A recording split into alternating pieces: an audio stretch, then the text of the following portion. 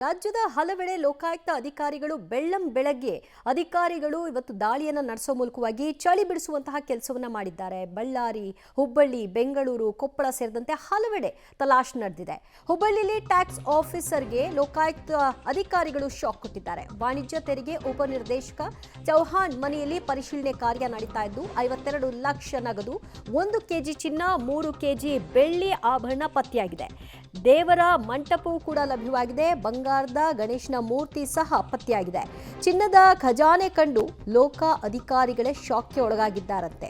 13 site, 6.5 ಎಕರೆ ಜಮೀನು, 3 ಮನೆಗಳ ದಾಖಲೆ ಪತ್ರಗಳನ್ನು ಕೂಡ ವಶಕ್ಕೆ ಪಡೆಯಲಾಗಿದೆ. ಕೊಪ್ಪಳದಲ್ಲಿ 2 ಮನೆಯನ್ನ ಹೊಂದಿದ್ದಾರೆ. ಹುಬ್ಬಳ್ಳಿಯಲ್ಲಿ ಸಹ 1 ಮನೆಯನ್ನ ಚೌಹಾಣ್ ಹೊಂದಿದ್ದಾರೆ ಅಂತ ಕೂಡ ಗೊತ್ತಾಗಿದೆ. ಹಣ ಎಣಿಸಲು ದುಡ್ಡಿನ ಮಷೀನ್ ಅನ್ನ ಕೂಡ ತಂದಿದ್ದು, ಟ್ರಂಕ್ ಸಹ ಆ ಹಣವನ್ನ ತುಂಬಲಿಕ್ಕೆ ತಂದಿದ್ದಾರೆ ಸಿಬ್ಬಂದಿಗಳು.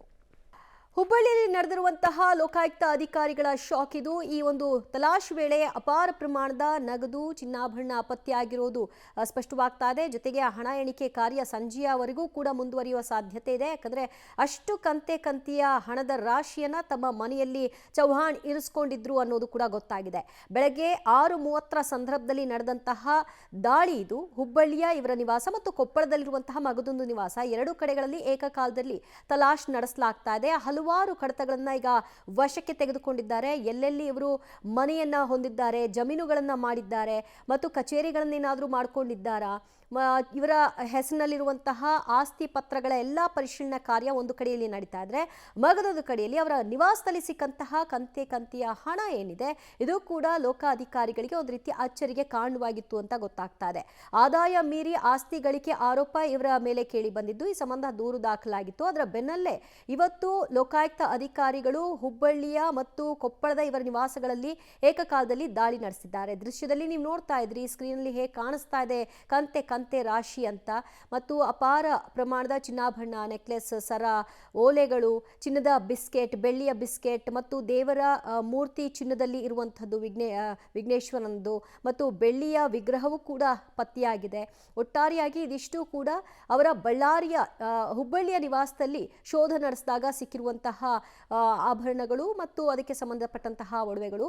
ಇದು ಜೊತೆಗೆ ದಾಖಲೆ ಪತ್ರಗಳು, ಅವರು ಹಲವಾರು ಕಡೆಗಳಲ್ಲಿ ಮನೆಯನ್ನ ಮಾಡಿದ್ದಾರೆ ಅನ್ನೋದಕ್ಕೆ ಸಂಬಂಧಪಟ್ಟ ಹಾಗೆ ದಾಖಲೆ ಪತ್ರಗಳು ಕೂಡ ಲಭ್ಯವಾಗಿದೆ. ಇನ್ನು ಬೇನಾಮಿಯಾಗಿ ಏನಾದರೂ ಆಸ್ತಿಯನ್ನ ಮಾಡಿದ್ದಾರಾ, ಅದಕ್ಕೆ ಸಂಬಂಧಪಟ್ಟ ಹಾಗೆ ಏನಾದರೂ ದಾಖಲೆಗಳು ಲಭ್ಯವಾಗಿದೆಯಾ, ಇವೆಲ್ಲವನ್ನು ಕೂಡ ಇನ್ನಷ್ಟೇ ನೋಡಬೇಕು. ಈ ದಾಳಿ ಪೂರ್ಣವಾದ ನಂತರದಲ್ಲಿ ಸಂಪೂರ್ಣವಾಗಿ ಮಾಹಿತಿಗಳು ಲಭ್ಯವಾಗುತ್ತೆ. ಈಗಲೂ ಕೂಡ ಅವರ ನಿವಾಸದಲ್ಲಿ ನಡೀತಾ ಇರುವಂತಹ ತಲಾಶ್ನ ಒಂದಷ್ಟು ಚಿತ್ರಣವನ್ನು ಕೂಡ ಗಮನಿಸ್ತಾ ಇದ್ರಿ.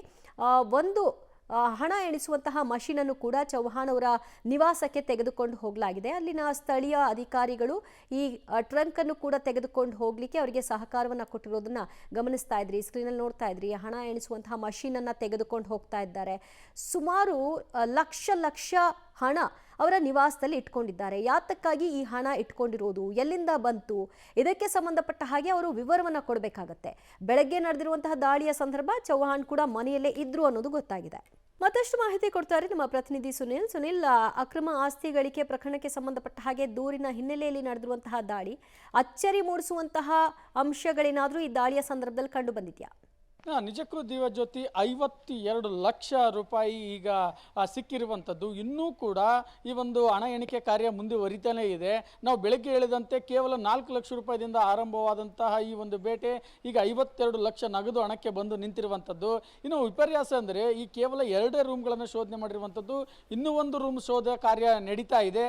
ಅದರ ಜೊತೆಗೆ ಈಗ ಮಾಹಿತಿ ಪ್ರಕಾರ ಅರ್ಧ ಕೆಜಿಯಷ್ಟು ಬಂಗಾರ, ಆ ಬಂಗಾರದ ಪ್ರಮಾಣ 1 ಕೆಜಿ ಆಗುವಂಥ ಸಾಧ್ಯತೆ ಇದೆ. ಅದರ ಜೊತೆಗೆ 3 ಕೆಜಿಯಷ್ಟು ಬೆಳ್ಳಿ, ಅದರ ಜೊತೆಗೆ 12 ಸೈಟಿನ ದಾಖಲೆಗಳು ಈಗ ಅಧಿಕೃತವಾಗಿ ಒಂದು ಲೋಕಾಯುಕ್ತ ಅಧಿಕಾರಿಗಳು ತಮ್ಮ ವಶಕ್ಕೆ ಪಡೆದಿರುವಂಥದ್ದು. ನೀವು ಹೇಳಿದಂತೆ ಆ ಹಣವನ್ನು ಸಾಗಾಟ ಮಾಡಲು ಟ್ರಂಕ್ ವ್ಯವಸ್ಥೆ ಮತ್ತು ಹಣ ಎಣಿಕೆ ಯಂತ್ರದ ವ್ಯವಸ್ಥೆ ಎಲ್ಲವೂ ಕೂಡ ಮಾಡಲಾಗ್ತಾ ಇದೆ. ಈಗ ಸಂಜೆಯ ಹೊತ್ತಿಗೆ ಇದರ ಒಂದು ಕ್ಲಿಯರ್ ಆಗಿ ಒಂದು ಹಣದ ಒಂದು ಮೊತ್ತ ಕೂಡ ಗೊತ್ತಾಗಲಾಗಿದೆ. ಈಗ ನಾವು ಆ ಒಂದು ದಾಳಿ ನಡೀತಿರುವಂತಹ ಮನೆಯಲ್ಲೇ ಇರುವಂಥದ್ದು. ಸೊ ಅಧಿಕಾರಿಗಳು ಈ ಒಂದು ಎಷ್ಟು ಪ್ರಮಾಣದಲ್ಲಿ ಅದನ್ನು ತನಿಖೆ ಶೋಧ ಕಾರ್ಯ ನಡೀತಾ ಇದೆ ಇದ್ದಾರೆ ಅಂದರೆ 3-4 ಟೈಮು ಲಂಚ್ ಬೇಕು, ಟ್ರೀ ಬೇಕು ತಗೊಳ್ತಾ ಇದ್ದಾರೆ. ಅಷ್ಟು ಸುಸ್ತಾಗಿ ಹೋಗ್ತಾ ಇದ್ದಾರೆ. ಯಾಕಂದರೆ ಆ ಶೋಧ ಕಾರ್ಯದಲ್ಲಿ ಸಿಗ್ತಾ ಇರುವಂಥ ದಾಖಲಾತಿ ಪ್ರಮಾಣ ಕೂಡ ಅಷ್ಟೇ ಪ್ರಮಾಣದಲ್ಲಿ ಸಿಗ್ತಾ ಇದೆ. ಮತ್ತಷ್ಟು ಅಧಿಕಾರಿಗಳು ಬಂದು ಸೇರ್ತಾ ಇದ್ದಾರೆ. ಮತ್ತು ಇಷ್ಟು ಪ್ರಮಾಣದ ಒಂದು ಹಣ ಸಿಕ್ಕುವಂತಹ ಹಿನ್ನೆಲೆಯಲ್ಲಿ ಆ ಒಂದು SP ಅವರು ಕೂಡ, ಲೋಕಾಯುಕ್ತ SP ಅವರು ಕೂಡ ಬರುವಂಥ ಸಾಧ್ಯತೆ ಇದೆ. ಹೀಗಾಗಿ ಒಂದು ಕೊನೆ ಹಂತದ ಒಂದು ಕಾರ್ಯವನ್ನು, ಶೋಧ ಕಾರ್ಯವನ್ನು ಅಧಿಕಾರಿಗಳು ಮಾಡ್ತಾ ಇದ್ದಾರೆ. ಒಂದು DYSP ಒಂದು ವಸಂತ್ ಅವರ ನೇತೃತ್ವದಲ್ಲಿ ಈ ಕಾರ್ಯಗಳು ನಡೀತಾ ಇದ್ದಾವೆ. ಮತ್ತು ಎಲ್ಲ ವರದಿಗಳನ್ನು ಕೂಡ ಪ್ರಿಂಟಿಂಗ್ ಮುಖಾಂತರ ಪ್ರಿಂಟ್ ಮಾಡಿ ತಮ್ಮ ಸಂಬಂಧಪಟ್ಟಂತಹ ಮುಖ್ಯ ಒಂದು ಕಚೇರಿಗೆ ಕಳಿಸುವಂಥ ಪ್ರಯತ್ನ ಕೂಡ ಆಗ್ತಾ ಇರುವಂಥದ್ದು. ಇದು ಕೇವಲ ಹುಬ್ಬಳ್ಳಿಯ ಒಂದು ಮನೆಯ ಒಂದು ದೃಶ್ಯಗಳಾದರೆ, ಇನ್ನು ಕೊಪ್ಪಳ ಸೇರಿದಂತೆ ಹಲವು ಕಡೆಯೂ ಕೂಡ ಇವರ ಒಂದು ಆಸ್ತಿಯ ಮೌಲ್ಯ ಇದೆ ಅಂತ ಹೇಳಲಾಗ್ತಾ ಇದೆ. ಸೊ ಅದರ ಕಾರ್ಯಾಚರಣೆ ಕೂಡ ನಡೀತಾ ಇದೆ. ಮತ್ತು ಇಲ್ಲಿ ಸಿಕ್ಕಂಥ ದಾಖಲಾತಿಗಳು ಏನಿದ್ದಾವೆ, ಸೈಟಿನ ಒಂದು ಪತ್ರಗಳು, ಅದರಲ್ಲಿರುವಂತಹ ಒಂದು ಹೆಸರುಗಳಿಗೆ ಮತ್ತು ಏನಾದರೂ ಬೇನಾಮಿ ಆಸ್ತಿ ಮಾಡಿದ್ರಂತ ಆ ಹೆಸರುಗಳಿಗೂ ಕೂಡ ಕರೆ ಮಾಡಿ, ಆ ಸಂಬಂಧಪಟ್ಟಂಥ ಜಿಲ್ಲೆಗಳಿಗೆ ಕರೆ ಮಾಡಿ ಅಲ್ಲಿನ ಅಧಿಕಾರಿಗಳಿಂದ ಮಾಹಿತಿ ಪಡಿತಾ ಇದ್ದಾರೆ. ಕ್ರಾಸ್ ಚೆಕ್ ಮಾಡ್ತಾ ಇದ್ದಾರೆ, ಇದು ಬೇನಾಮಿ ಹೆಸರಾಗಿದೆ, ಇವ್ರ ಹೆಸರಲ್ಲಿದೆಯಾ, ಮತ್ತು ಇದರ ಹಣದ ವ್ಯವಹಾರ ಹೇಗೆ ನಡೆದಿದೆ ಅನ್ನೋದ್ರ ಕೂಡ ಕ್ರಾಸ್ ಚೆಕ್ ಮಾಡ್ತಾ ಇರುವಂಥದ್ದು. ಸದ್ಯ ಈಗ 52 ಲಕ್ಷಕ್ಕೆ ಬಂದಂತಹ ಈ ಹಣದ ಮೌಲ್ಯ ಇನ್ನೂ ಜಾಸ್ತಿ ಆಗುವಂಥ ಸಾಧ್ಯತೆ ಇರುವಂಥದ್ದು. ದಿವ್ಯಜ್ಯೋತಿ. ಸುನಿಲ್, ಈಗ ಚೌಹಾಣ್ ಅವರು ಬೆಳಗ್ಗೆ ಅವರ ನಿವಾಸದಲ್ಲೇ ಇದ್ದಾಗ ನಡೆದಿರುವಂತಹ ದಾಳಿ ಆಗಿರೋದ್ರಿಂದ ಎಲ್ಲದರ ವಿವರವನ್ನು ಅವರಿಂದಲೇ ಪಡ್ಕೊಳ್ಳಾಗ್ತಿದೆಯಾ, ಅಥವಾ ಚೌಹಾಣ್ ತಮ್ಮ ಅಕೌಂಟೆಂಟ್ ಏನಾದರೂ ಕರೆಸ್ಕೊಂಡಿದ್ದಾರಾ ಅವರ ಮನೆಗೆ? ಅದರ ಬಗ್ಗೆ ಏನಾದರೂ ಬೆಳವಣಿಗೆಗಳಾಗಿದೆಯಾ? ದಿವ್ಯಜ್ಯೋತಿ, ಸದ್ಯ ಹುಬ್ಬಳ್ಳಿ ಮನೆಯಲ್ಲಿ ಈ ಕಾರ್ಯಾಚರಣೆ ನಡೀತಾ ಇರುವಂಥದ್ದು. ಕೊಪ್ಪಳದ ಮನೆಯಲ್ಲಿ ಇರುವಾಗ ಕೊಪ್ಪಳ ಸದ್ಯ ಈಗ ಅವರು ಕೊಪ್ಪಳದ ಮನೆಯಲ್ಲಿದ್ದಾರೆ. ಅಲ್ಲಿ ಒಂದು ದಾಳಿ ನಡೀತಾ ಇದೆ. ಅಲ್ಲಿಯ ಅಧಿಕಾರಿಗಳಿಗೆ ಮಾಹಿತಿ ಕೊಡ್ತಾ ಇದ್ದಾರೆ. ಇಲ್ಲಿ ಈ ಮನೆಯಲ್ಲಿ ಚೌಹಾಣ್ ಅವರ ಸಂಬಂಧಿ ಓರ್ವ ಮಹಿಳೆ ಮಾತ್ರ ಇದ್ದು ಅವರಿಂದ ಮಾಹಿತಿಯನ್ನು ಪಡಿತಾ ಇದ್ದಾರೆ. ಅವರು ಕೂಡ ಈ ದಾಳಿಯಿಂದ ಗಾಬರಿಗೊಂಡಿರುವಂಥದ್ದು. ಚೌಹಾಣ್ ಅವರಿಗೆ 3-4 ಕಡೆ ಮನೆಗಳಿರೋದ್ರಿಂದ ಸೊ ಆ ಒಂದು ಮನೆಗಳಲ್ಲಿರುವಂಥ ಸಂಬಂಧಿಕರು ಅಥವಾ ಅವರ ಸ್ನೇಹಿತರು ಅವರಿಂದ ಮಾಹಿತಿ ಪಡೆಯುವಂಥ ಕೆಲಸ ಆಗ್ತಿದೆ. ಚೌಹಾಣ್ ಅವರು, ಇದರ ಮೂಲ ಅಂದರೆ ದಾಳಿಯ ಮೂಲ ಚೌಹಾಣ್ ಅವರು ಕೊಪ್ಪಳದ ನಿವಾಸದಲ್ಲಿರುವಂಥ ಹಿನ್ನೆಲೆಯಲ್ಲಿ ಅಲ್ಲಿಂದ ಅಧಿಕಾರಿಗಳು ಮಾಹಿತಿ ಪಡಿತಾ ಇದ್ದಾರೆ. ಅವರಿಂದ ಬರುವಂಥ ಮಾಹಿತಿನ ಆಧರಿಸಿ ಇಲ್ಲಿ ಒಂದಿಷ್ಟು ಶೋಧ ಕಾರ್ಯಗಳು ನಡೀತಾ ಇರುವಂಥದ್ದು. ಇನ್ನು ಆಶ್ಚರ್ಯಕರ ವಿಚಾರ ಏನಂದರೆ, 2 ರೂಮ್ಗಳಲ್ಲಿ ಅಂದರೆ 3 ಬೆಡ್ರೂಮ್ ಆಗಿರೋದ್ರಿಂದ 2 ರೂಮ್ಗಳಲ್ಲಿ ಮಾತ್ರ ಇಷ್ಟು ಪ್ರಮಾಣದ ಮೌಲ್ಯದ ಒಂದು ಆಸ್ತಿ ಪಾಸ್ತಿ ಸಿಕ್ಕಿರುವಂಥದ್ದು. ಇನ್ನು ಒಂದು ರೂಮು ಕೂಡ ಶೋಧ ಕಾರ್ಯ ಇದೆ. ಸೊ ಅದರ ಕಾರ್ಯಾಚರಣೆಯೂ ಕೂಡ SP ಅವ್ರ ನೇತೃತ್ವದಲ್ಲಿ ಆಗುವಂಥ ಸಾಧ್ಯತೆ ಇರುವಂಥದ್ದು. ಸೊ ಹಾಗಾಗಿ SP ಅವರು ಬಂದ ಬಳಿಕ ಅದರ ಒಂದು ಕಾರ್ಯಾಚರಣೆ ನಡೆದಿದೆ. ಅಲ್ಲೇನಾದರೂ ಆಸ್ತಿಗಳಿದಾವ ಅಥವಾ ಅಲ್ಲೇನಾದ್ರೂ ದಾಖಲಾತಿ ಸಿಗ್ತಾವ ಅನ್ನೋದು ಕೂಡ ಅಧಿಕಾರಿಗಳು ಒಂದು ಯೋಚನೆಯನ್ನು ಮಾಡಿರುವಂಥದ್ದು. ಸುನಿಲ್, ಥ್ಯಾಂಕ್ ಯು ನಿಮ್ಮೆಲ್ಲ ಮಾಹಿತಿಗೆ. ಚೌಹಾಣ್ ಅವರಿಗೆ ಸಂಬಂಧಿಸಿದ ಹುಬ್ಬಳ್ಳಿ ಮತ್ತು ಕೊಪ್ಪಳದಲ್ಲಿ ಏಕಕಾಲದಲ್ಲಿ ನಡೆದಿರುವಂತಹ ದಾಳಿ, ಕೊಪ್ಪಳದಲ್ಲಿ ಚೌಹಾಣ್ ಇದ್ದಾರೆ, ಎಲ್ಲದರ ವಿವರವನ್ನು ಅವರು ಕೊಡ್ತಾ ಇದ್ದಾರೆ. ಇಲ್ಲಿ ಅವರ ಸಂಬಂಧಿ ಹುಬ್ಬಳ್ಳಿಯ ನಿವಾಸದಲ್ಲಿ ವಿವರವನ್ನು ಕೊಡ್ತಾ ಇದ್ದಾರೆ. ಒಂದರ್ಥದಲ್ಲೇ ಅಧಿಕಾರಿಗಳಿಗೆ ಒಂದು ರೀತಿ ಶಾಕ್ ಆಗುವ ಬೆಳವಣಿಗೆಗಳು ಕಾಣಿಸಿದೆಯಂತೆ. ಯಾಕಂದರೆ 2 ರೂಮ್ಗಳನ್ನಷ್ಟೇ ಈಗ ಪರಿಶೀಲನೆ ಮಾಡಿದ್ದಾರೆ. ಮಗದೊಂದು ರೂಮ್ನಲ್ಲಿ ಇನ್ನೆಷ್ಟು ಸಿಗಬಹುದೋ ಗೊತ್ತಿಲ್ಲ.